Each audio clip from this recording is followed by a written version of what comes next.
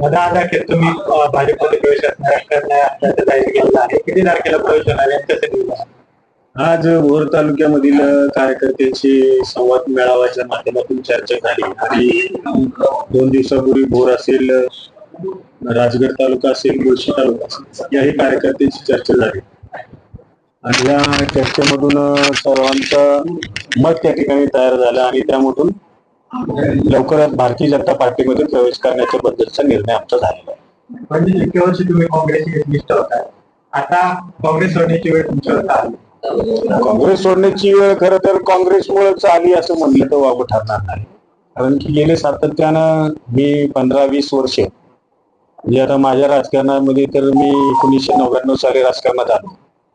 99 ते आता 2025 साधारणतः 25-26 वर्षाचा कालावधी त्या ठिकाणी लोटलेला आहे.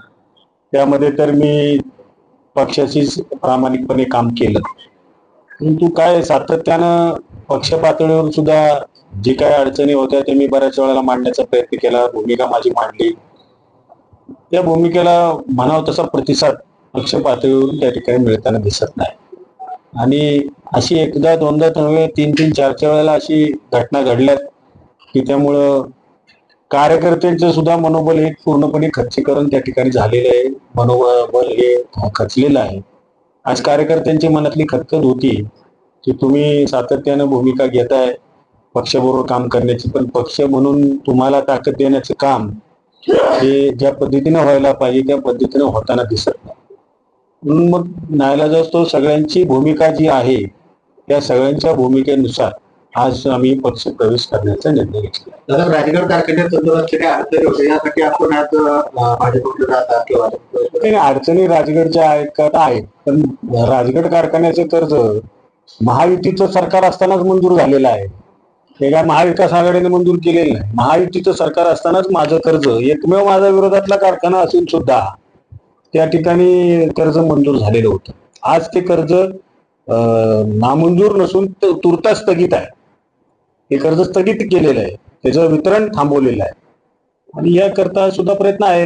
भविष्यातला अजून जे काही तालुक्यातले जे काही विकासाचे प्रश्न आहेत, मग तालुक्यातला रोजगाराचा प्रश्न आहे, सिंचनाचे रखडलेले प्रकल्प आहेत, कालव्याची राहिलेली कामं आहेत, 2 जिल्ह्यांना जोडणारे रस्ते आहेत, पर्यटनाच्या दृष्टीने जे काम असेल किंवा छत्रपती शिवाजी महाराजांचा आमचा सर्व हा परिसर आहे त्या परिसरातले गड किल्ल्यांचं संवर्धन असेल किंवा या परिसराला एक चांगल्या दृष्टीने पर्यटनाच्या दृष्टीनं पर्यटन तालुका म्हणून घोषित करण्याचं काम असेल, असे अनेक प्रश्न आहेत. म्हणजे या सर्व प्रश्नांची सोडवणूक करण्याच्या संदर्भामधला आमचा निर्णय आहे. 22 तारखेला आपण प्रवेश करणार आहात, कसं काय नियोजन? 22 तारखेला सकाळच्या प्रहारामध्ये हा प्रवेश आमचा मुंबईला प्रदेश कार्यालयामध्ये भारतीय जनता पार्टीच्या प्रदेश कार्यालयामध्ये होणार आहे.